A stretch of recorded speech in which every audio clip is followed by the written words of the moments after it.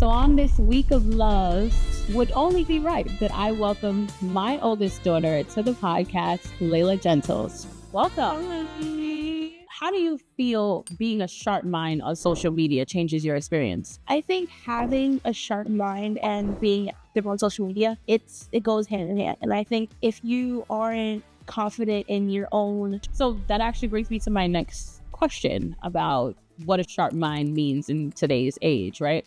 I think having a sharp mind when dealing with the emotions of a teenager and being around other teenagers, it definitely helps because it teaches me how do you balance nurturing a sharp mind while also ensuring we grow emotionally and mentally. But what do you think the role of the youth is in being a sharp mind for this world? I think I always tell my friends or people I'm around that knowledge is power. The more you know, the better. Knowledge, what role does education play in shaping a sharp mind, and how have you supported my academic journey?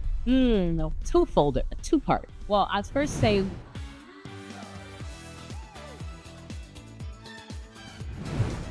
welcome back to How Do You Divine? And on this episode, we introduce a new series called Shape Sharp, the journey of shaping a sharp mind as a parent.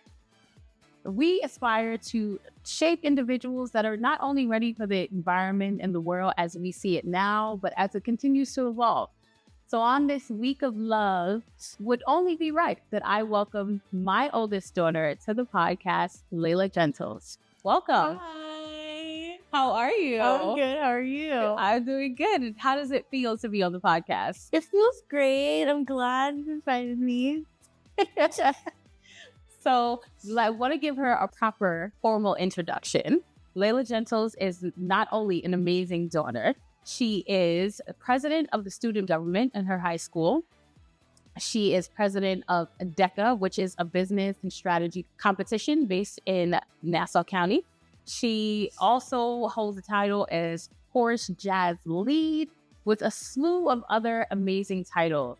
And in an effort to not make this obnoxious, I'm just going to say my daughter is quite a scholar, and we are very much proud of her and all that she is doing. And more recently, founder of the nonprofit 8, which aspires to create inclusive experiences for every child in the school system. So more about that in a little while. I want to talk more about what is Shape Sharp and why is it important?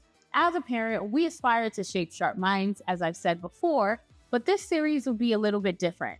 I will have the opportunity to ask Layla some questions about what does it mean to be a sharp mind, coming from the perspective of a teenager. And she will have the opportunity to ask me, what does it mean, or what are the challenges of shaping that mind? So similar to her asking me my parenting style, I'll ask her about what it means to be a sharp individual. So are you ready? I am so ready. So as my guest, I'd like you to start. Okay. Can you share the importance of developing a sharp mind and how it has impacted your strategies for parenting? How has it impacted my strategies for parenting? I would say that I was raised on a lot more tough love. And to me, in order to have a sharp mind, you need to also have a pure heart. So I would say I leaned away a lot from that tough love way of going about things, like do as I say and not as I do, and kind of box way of thinking, because I wanted you and Maya, who's my youngest daughter, to have an open heart and an open ear when I'm communicating to you. So to me, when I'm trying to shape a sharp mind, I am very much intentional about your emotional well-being and how you're feeling about the situation, and then addressing the correct way to resolve the situation. I like that answer. Well, I'm glad you like that answer. So I have a question for you as a 16-year-old in this landscape who recently had a heart attack about TikTok. Yeah, I did. Had a heart attack about TikTok. How do you feel being a sharp mind on social media changes your experience? I think having a sharp mind and being active on social media, it goes hand in hand. And I think if you aren't confident in your self-image or in your strengths and what you could do, I don't recommend being on social media. That's why I prioritize being confident in myself and what I could do before putting myself out there on whatever social media platform it is, because once you are confident in yourself, it's harder for people to knock that. And it's harder for you to allow people to knock that. Nice. And how did you gain that confidence? I think I remember being a teenage girl. I think everybody has insecurities, and I think that's normal. So how do you maintain that sense of confidence while insecurities can still exist? Honestly, it's going to sound super cliche, but you, for sure. That's for sure. Because growing up with like a strong woman in the house, it definitely adds to your own like strength. Because of course, not everyone's having the best day. Not everyone will always feel like their top best. But you've taught me, like, even when you don't feel your best, to fake it till you make it. And show up as your best. Show up as your best. And as I said before, when you exert confidence and you are confident in yourself, you can never knock that. Even if it's yourself trying to knock that, even if it's your own internal monologue like messing with you. When you have a strong foundation, it's hard to rock it. Nice. Cool. Thank you. That's a really great answer. What are some specific strategies or routines you implemented to help me and my sister be strong in our abilities? Oh, strategies and routines that I've implemented. Well, since you guys were really young, I really believe children need structure. I think systems are necessarily created to allow children to have a sense of stability in their life.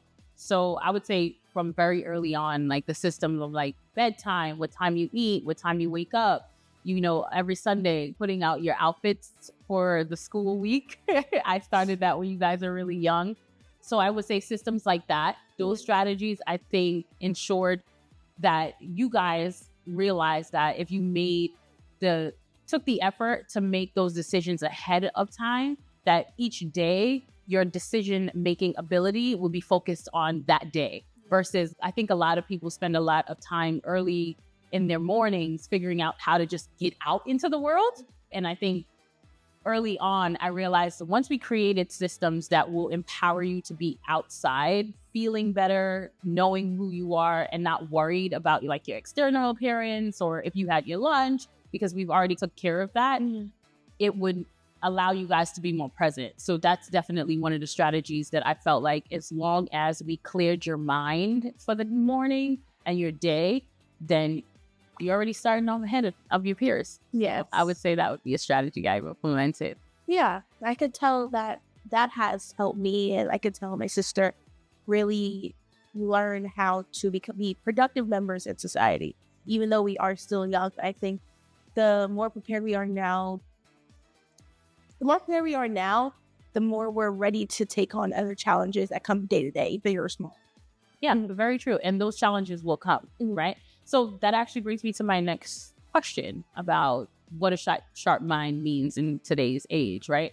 How do you think your mental capabilities, right? Academically, you enjoy school. I always say that, and we're so proud that you are a lifelong learner and you just love to consume information. How do you think being sharp, not only academically, but emotionally helps you navigate the challenges of being a teenager? I think having a sharp mind when dealing with the emotions of a teenager and being around other teenagers, it definitely helps because it teaches me how to regulate my own emotions while also being aware of others. It taught me that you don't have to take in other people's emotions, but you could also be aware of them. You could also help them with their emotions, but also prioritize your own. Although that isn't something I had forever. That was learned from making mistake after mistake, challenge after challenge. But after a while, that's something you get used to, and you learn how to be observant of yourself and being, if there's a conflict with a friend, ask yourself, what did I do? Yeah. Let's make sure there's transparency in a conflict or even day-to-day interactions. Just being able to regulate your own emotions and be observant to others, it definitely helps. That's good. And how do you make sure that you regulating your emotions is not also hindering your emotions, right? Because I think in different spaces, especially like in school, and you do so many extracurricular activities, how do you ensure that while assessing and feeling your emotions, you're not diminishing them to contain them in an effort? that to me is like a hard challenge in the moment. Mm-hmm. You know what I mean? How do you think you handle that? I know when I'm upset or sad at school at someone or a situation, I usually leave it alone, come home and talk about it with you, whether it be in a nice way or not so nice way. But as I said, that was learned. It was learned to say, it's not right now that we have to have a big blow up and have to confront them. I usually say, okay, go home, and then I might cuss them out in private.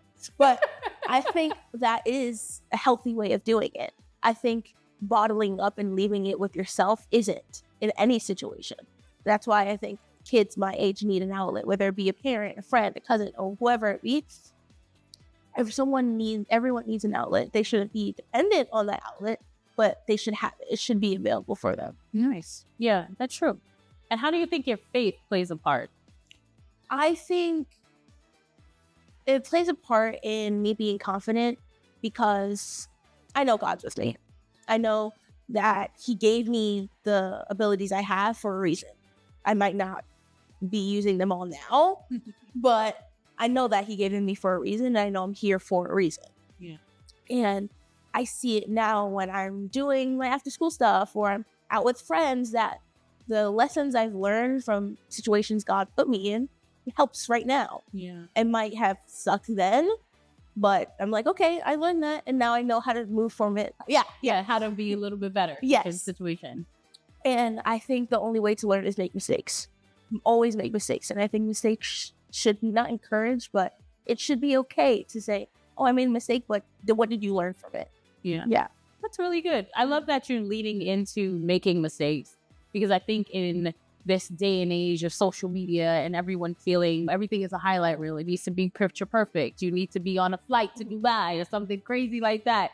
You know what I mean? It's very comforting to me to hear that you like making mistakes and you allow yourself the ability to not only fall, but learn from the fall and not be damaged by it. And how did you come to that? Because I think, you're a little old lady.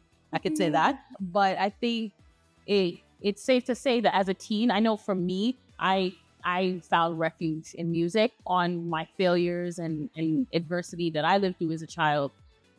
How did you find the space between, I'm making a mistake, but it's okay to make a mistake because I'm learning from it? At first, when I made the mistake, I would beat myself down for it and say, well, I know I could have done this, I could have done that. But as still being a teenager, I think that's normal. I think it's normal to have moments of like sorrow and despair in what you do, but learning how to be like, okay, let's snap back from it. That's the most important thing. Fostering that healthy balance between, oh, I messed up, but I can bounce back. It's so important. But it's also, it's a talent that it's hard to like cultivate. It's a muscle. And I always say the reason why I feel so confident in myself, I always say it's only embarrassing if you say it's embarrassing. I know. I think I love I always that. say It's only embarrassing if you say it's embarrassing. Exactly. Okay, good. I think I never had social anxiety. I never had like this, oh, I don't want to say it. That was never me.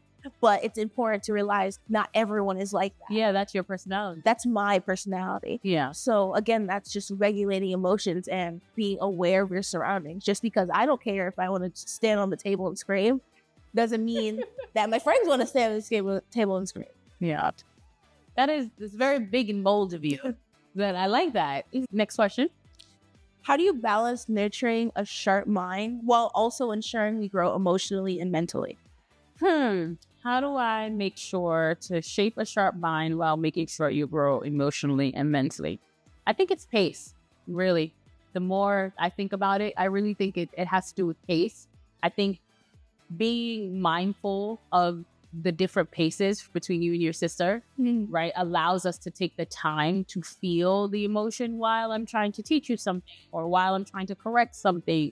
I think over time, I've come to realize that not everyone comprehends things at the same pace, right? And that doesn't mean just like fast or slow. It means like the environment, right? I could be like, Layla, grab this, move that, do this, and you would keep up.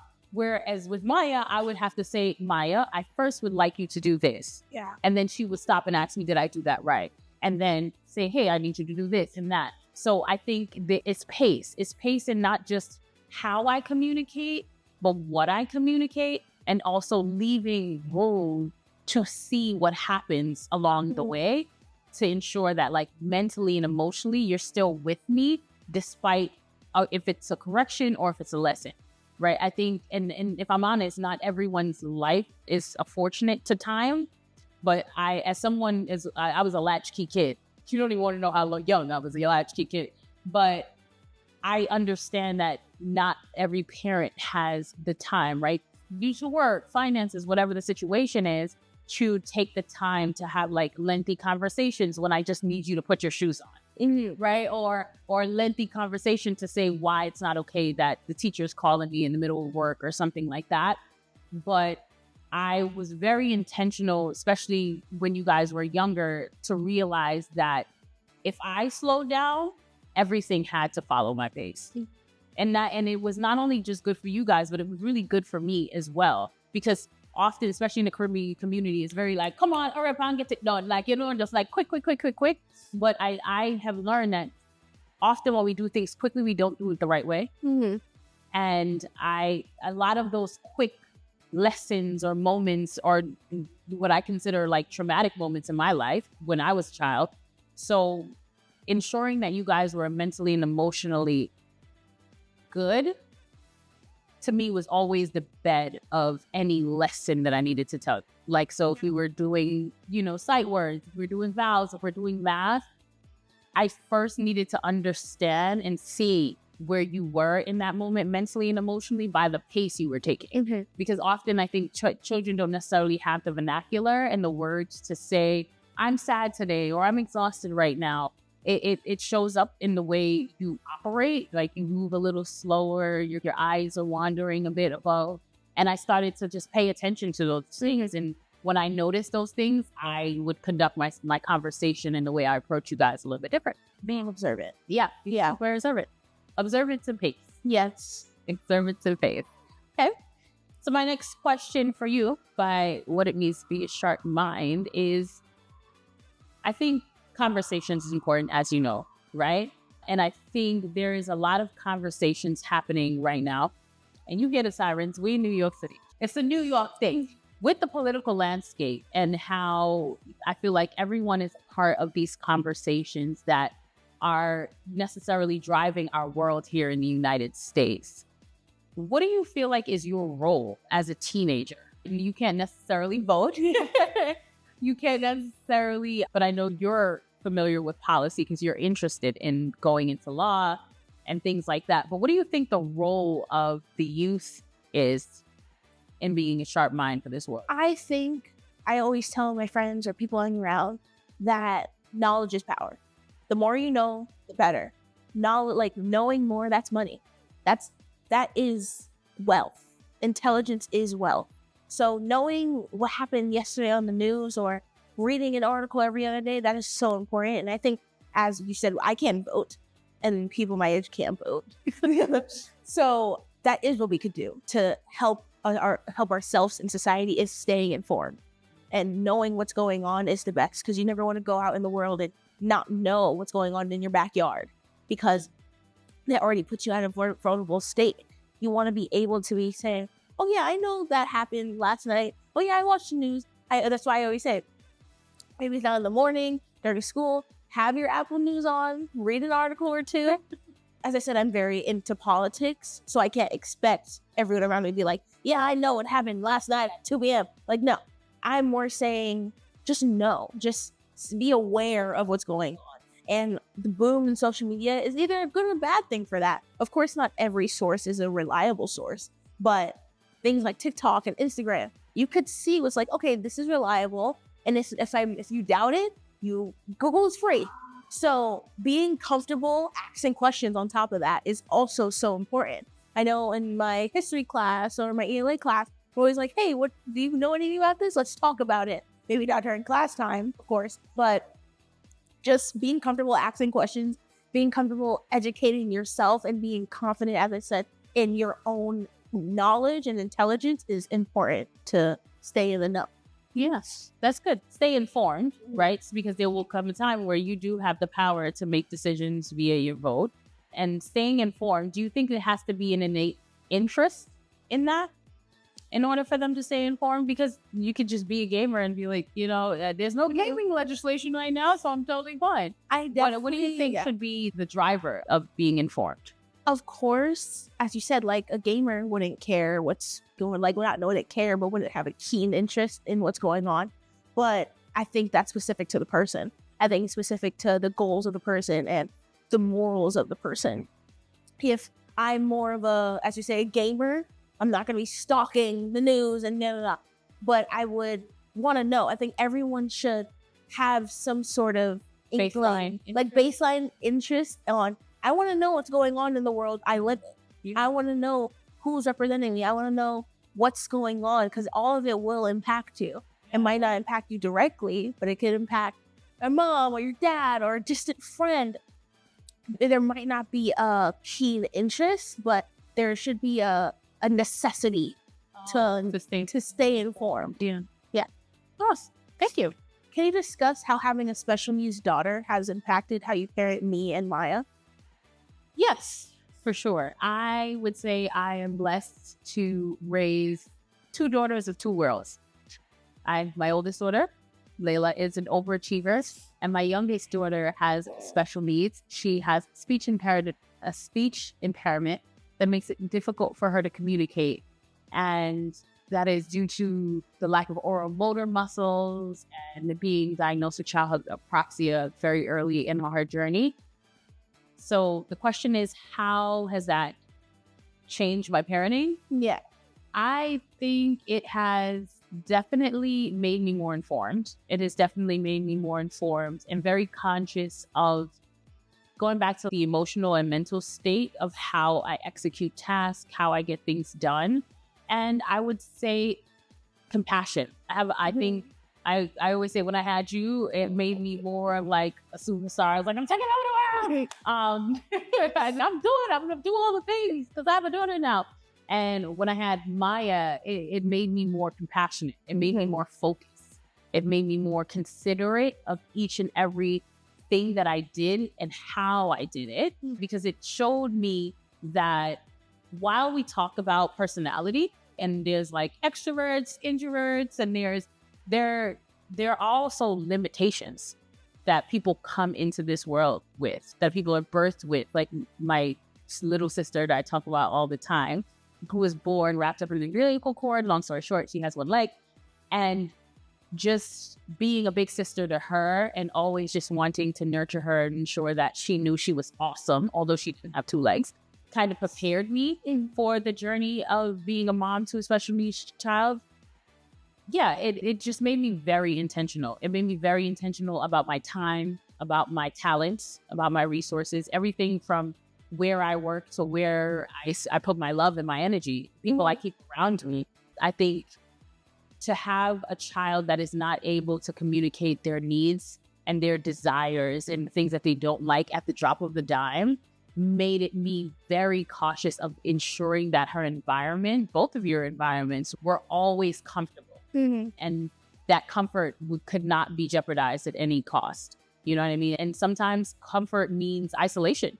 If I'm honest, comfort means making sure the village is a lot smaller, because it's not that we don't trust people, but it's more about trusting their judgment and understanding if they have the temperament.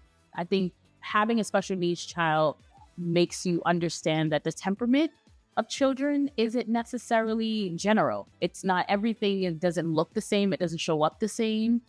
So having the balance of being a mom of an overachiever and a special needs child definitely made me more focused on how I do things, why I do things, and the importance of time, because time will tell everything, but also not to spend my time on things that didn't have direct outcomes. You guys know I'm not a PTA mom, but I'm in the PTA. Yeah, and if you know what that means. I have time to be informed, but not just pass time. Just being there and being a part of like wine clubs and things like that. I don't have time for that. And also having a special needs child, I made it very clear very early on in every school system that I'm here to advocate for my daughter. It is not my responsibility in any way to make your job easy. It is to ensure my daughter receives the resources that she needs to be great. and feels comfortable while getting those resources. Because I think that is a component that people do not think about when it comes to school. It's what grade did you get? Are you getting along? Do you have friends? But ultimately, I feel like children should be comfortable and feel seen in any space that they are expected to learn. And when you have a child that has challenges with comprehension specifically, you have to teach people around her to pay attention. Because I didn't realize until, I want to say Maya was really young, 3 or 4, how much adults didn't really pay attention to children. Like, we watch children, but we don't necessarily pay attention to the signals that they can give when they're not just like hungry and need basic needs, but when they're confused and when they're no longer following the conversation and things like that. So yeah, it's having 2 amazing daughters on 2 different sides of the world taught me to be focused, taught me that time is legit more important than money, because I can't get that time back. And when it comes to the nurturing and shaping of children, every hour counts, every grade counts, right? I remember talking to a young person, she was like in her 20s and finished high school. And I was talking to her about your Regents diploma because Layla is in high honor roll and does all the things. She was like, none of those things matter. And I just was like, actually, they matter. They matter to different people for different reasons, right? Because you want to pursue law and that it matters to you. And when it comes to Maya, who is more of an artist, who loves Legos, who loves math, because there's a definitive answer to each question, those things matter to her. Whereas other children would see like Lego Day at school is just like a pastime. Those are the days she looks forward to, because for her, she could stretch her mind.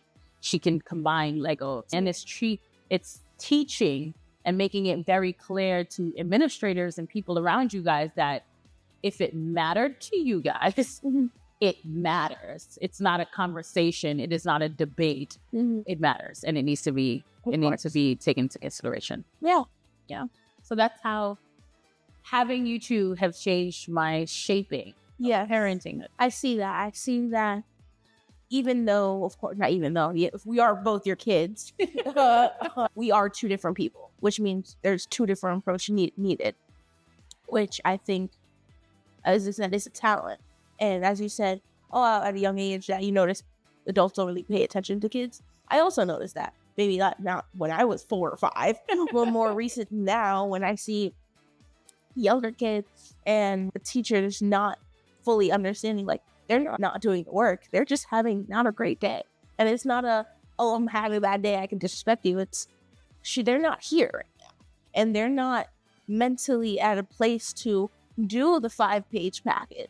And I think there's certain teachers in my school, shout out to Mr. DeLucia, that he just understood how to capture a kid's like spark and not exploit it, but learn how to get that spark going. And for me, it was always engulfing and digesting new information, especially in history. I love history. And as I said, certain adults have that talent. And of course, you were one of them. Yes. Thank you.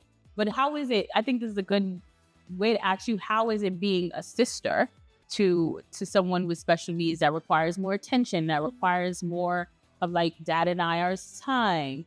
I feel like we're getting a little personal, but you know what I mean? It is a balance, and I think you have handled it well. And while I commend your maturity, I'm always like, you're only 16, girl, be 16, live young, wild, and free. But how is that? How is being her sister, right? Because you want to be her sister and her friend, but also being like her sister, like, hey, they're my parents too, move over. I remember vividly when I was younger, getting mad at Maya for throwing up on my Hello Kitty carpet in Texas. I remember that vividly. And I think that was the first time it clicked, like, maybe not specifically her puking on my carpet, but it was the first time I clicked, like, oh, Maya's different. It's not going to be a normal younger sister situation. And now, of course, I'm not perfect. I find myself getting upset at Maya all the time, but who doesn't? She's my little sister. They're kind of there to be annoying. But I think Maya has taught me, as it taught you, be more compassionate, be an active listener, especially with people outside of Maya that might not be as vocal as I am out expressing their emotions. It taught me how to be more patient and slow down, because as I'm sure you guys can tell, I talk very fast. I do things very fast. So Maya taught me that not everyone could move that quickly. Not everyone could comprehend that quickly. And because of that, I think me and Maya's relationship is still building. It's still not done. It's nowhere near perfect, but what no relationship is. However, I think having Maya as my sister, it's what I needed. God gave me Maya for a reason. I think it's true. That's so sweet. I think if I had an equally outgoing sister, I think we would burn down the house. We would burn down the house. I think we would. Yeah, it would cause havoc. You would cause havoc if it was too. But I think because Maya is more introverted and calm, it gave not only her the space to be herself, but me.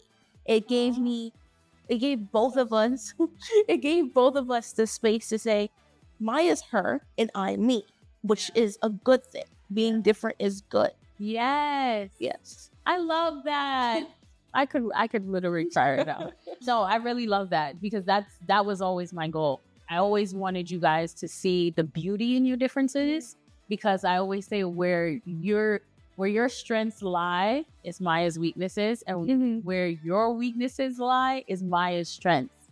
And we joke about it all the time, that while Maya is calm, reserved, and just so emotionally intelligent and aware, she is also the bravest. She will get you together real quick.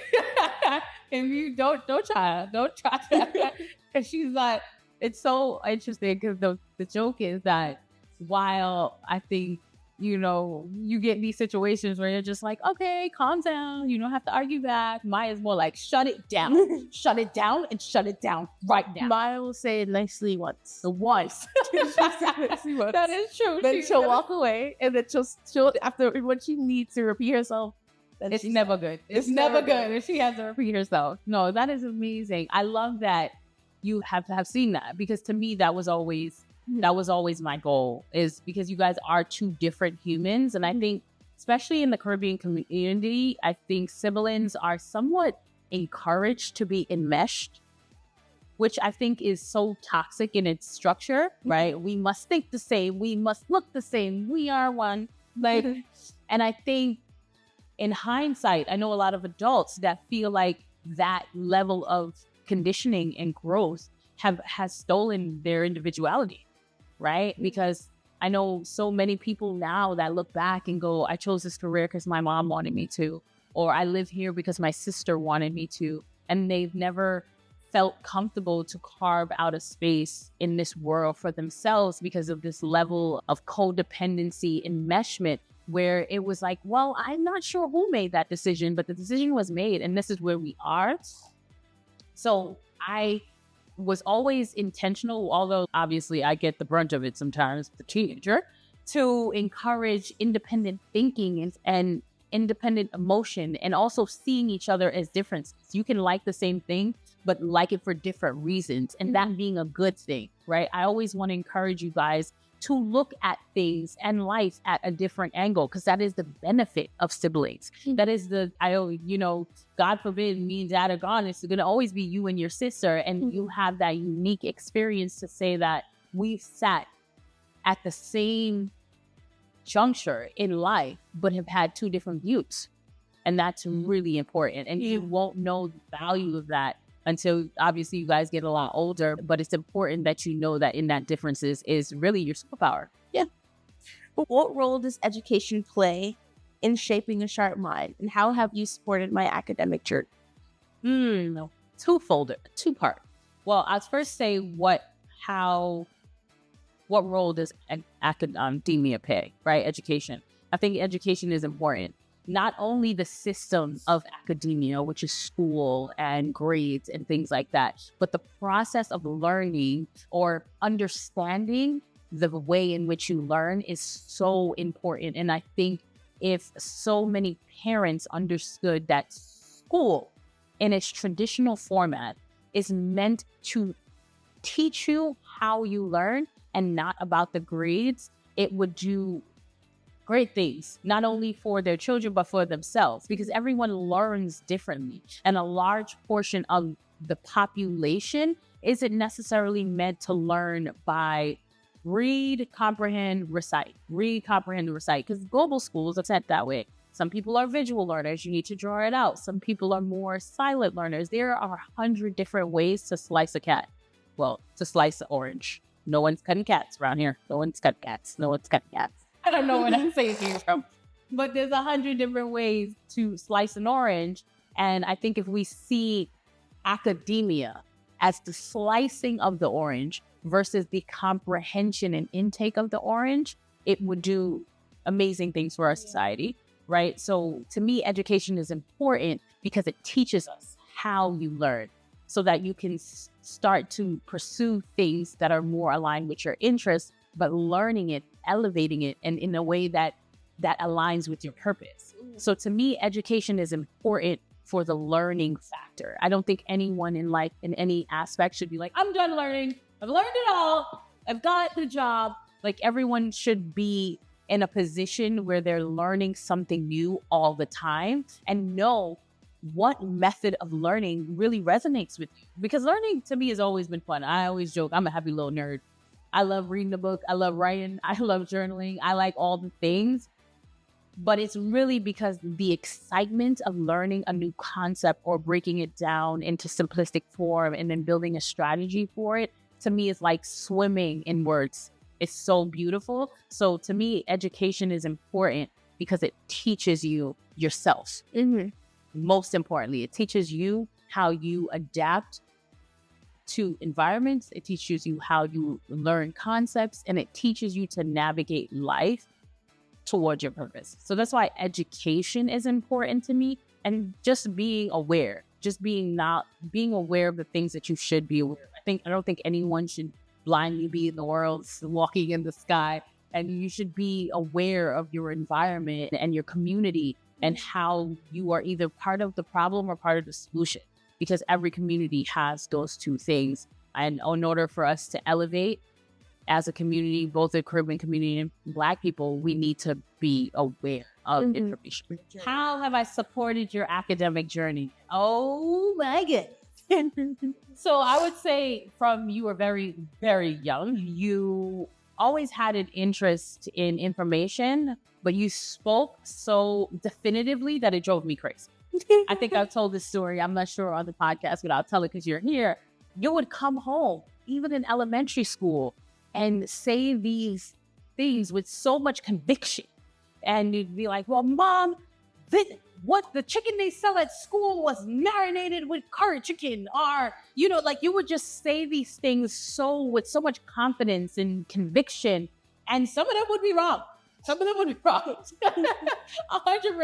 Some of them would be wrong. And I just remember one day very vividly being annoyed. And you keep coming in and like telling me how I should do things. And you were so small because Maya was just born. Like, you walked in and you were like, this is how the macaroni is made. And I remember specifically turning around to you and going, Layla, you are not allowed to speak like that unless it's based on facts. Okay? Find a fact, then you speak that level of conviction and determination. But what you're saying is your opinion, which can change, which everyone has the right to have. Understand that you can have a opinion, and you can say that opinion with a sense of passion, but not with the same level of conviction as you would a fact. And oh boy, did I create a monster.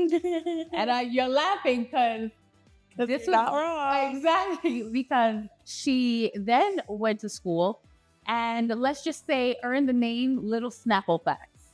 She started searching up facts that were aligned with things she wanted to say, and then kept telling us. So she would come in and be like, well, the fact of da-da-da-da-da-da-da. And then we realized that Layla just liked to speak in convection. She just wants to be the one to boss people around. And now at least we've now armed her with facts to boss people around. So I have encouraged your education process by always fanning your flame. It was very clear to us very early on that you're born big. You're just born big, I know. You're just born big and you want to tell everybody what to do. I hope to do it. So we decided that we were going to fan your flame, right? And I was very intentional about that. When people would be like, well, she's quite talkative. I was like, oh, so you're telling me she over communicates. You should give her something to communicate about then, right? I was always very willing to fan your flames and ensure that I don't diminish that fire. But like I say, refine it, right? Mm-hmm. There's a time and place and things like that. So I always encourage you to pursue your interests and also be willing to challenge the systems in a way that is respectful, in a way that allows your message to be heard, right? I think that was a huge part of it, me reminding you that your delivery is equally as important as your message, because you can lose people in your delivery. What message? Which all I heard was you yelling, making me attitude. Like that's all I heard was attitude. So that's how I've encouraged your academic career, but also just encourage your personality for who you are. I think, especially coming from the Caribbean community, I think as females, we're always like, all right, no, just sit down. You don't have to talk too much. You're too loud. Speaking from firsthand knowledge, that's what they told me. You're too loud. You chat too much. I just didn't want that for you, because I realized that the things that I love to do, which is conversation and communication, was God's purpose for my life. And while, family and parents and everyone probably didn't understand at the time, that's fine. I just didn't want you to ever see your natural talents as a flaw. Mm-hmm. So that's how. Can you share any memorable moments where you saw a growth in my mental capabilities? A memorable moment, growth in your mental capabilities. I'd say mental and emotional. I think you had a challenging middle school experience, like everyone does. And I remember vividly you just making mistakes, just communication, and just in the pursuit of friendship, making which I would consider common mistakes, but big mistakes, and noticing how disappointed we were of the way you kind of handle certain situations, and then making a hard pivot. That to me was like a really memorable moment where you were like, oh, wait, I did too much on that one. I need to double back. I need to reassess who I am and like the young lady you wanted to be. So to me, you overcoming middle school and still being student body president and leaving with friends and stuff like that was a memorable moment to me, because I think it was a moment where the environment dictated who you were for the first time versus the other way around, where you always kind of influence your environment, and then you noticing like this can't be me, and making like a hard pivot towards the end of that experience. So that to me was always like a memorable moment. I agree. I also feel like that's where I saw a big growth in myself, because as I said, middle school was horrible in so much aspects. I've never met someone who said, oh yeah, middle school is great, unless you were like, you peaked in middle school. He clocked. But I will say that me entering high school, I really did learn I want to be bigger than who I was in middle school. That's why I learned the confidence, and I learned how to, as you said before, if I'm going to speak with conviction, come with facts. That's why I always say, I think I have a big ego, which isn't a bad thing. But if I'm going to have a big ego, you got to have something to back it up. You can't just come loud and wrong. Well, there's a lot of people that are loud and wrong, but I agree that you shouldn't. I know. I know. But that's why I try and keep around people that also have that motivation, also have that confidence, or working on building that confidence. Yeah. Because I want to learn something from you, you can learn something from me, and I think it's just a shared mixture of intelligence. Yeah. You know what I mean? Yeah, absolutely. I love that shared mixture. how do you think your overall experience, right? We originally from Brooklyn, we moved out to Long Island. How do you think your environment and your experience have helped you shape the sharp mind? I think, And being from the Caribbean, like, she turned 16 and we went back home to Jamaica and, we was in the country and I cut cans. So how do you think like culture, environment, how do you think that all kind of blends together to influence your sharp mind? I think me coming from 3 different environments and backgrounds, Brooklyn, being Jamaican, moving to Long Island, it really does impact my overall opinion on anything. On anything. That's why I always say... Your overall opinion on anything? On everything. I'm going to tell you why. Tell me. When I moved to Long Island, I noticed there was a big shift on how people spoke and how people moved and how people dressed, as you say. And it made me think, why is it that what I was saying came off as like, oh, that's kind of crazy or taboo. But what I was saying was you just disagreed with. So even now when I have discussions with people that aren't like me, with people who totally disagree with what I have to do, what I'm saying, my first question or first few questions is, where are you from? Like, tell me where you're coming from. And I'm like, oh, you were born in Long Island. That makes sense. So I'm always like, there's a big difference between someone who's come from diverse backgrounds and someone who hasn't. It's not a bad thing. I think that's a good thing. Being around people so different from you But do you think it narrows their perspective? I definitely think it does. You're someone who's never branched out. Whether that maybe not even location, but in things you like, things you don't like. It puts you in a box that it's hard to get out of, especially after high school. If, say, you're good at math and you've never done anything other than math, how would you know you're good at English? How do you know you're good at history? So I always say, even people who stayed on Long Island, never left Long Island, never left the district, and then want to go to college in the district, I'm always saying, why not leave for a few months? Well, let's see how it is. Because you wouldn't know that you only like Long Island if you never left. You've never... Same thing about Brooklyn, no? Same thing about Brooklyn, I always say. Well, I think Brooklyn is kind of different. Brooklyn, it's a melting pot of everyone. You can find everyone in Brooklyn. Long Island's very different from that.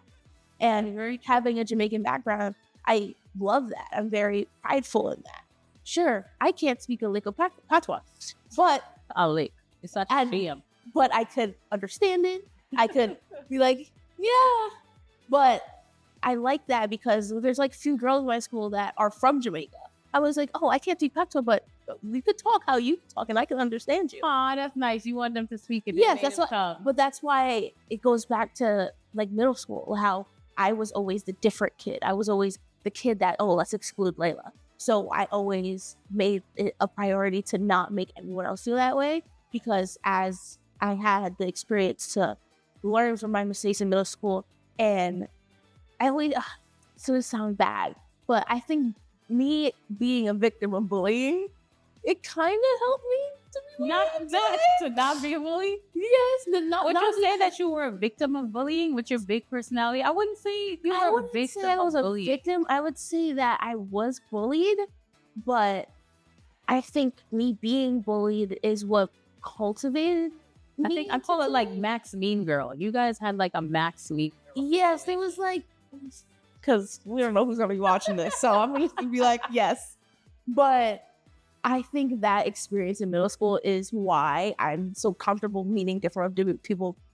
Why I'm so comfortable meeting people of different backgrounds, different languages, different accents, different looks, because I was always the person that was different. So why wouldn't you gravitate towards different? Of course. I love that.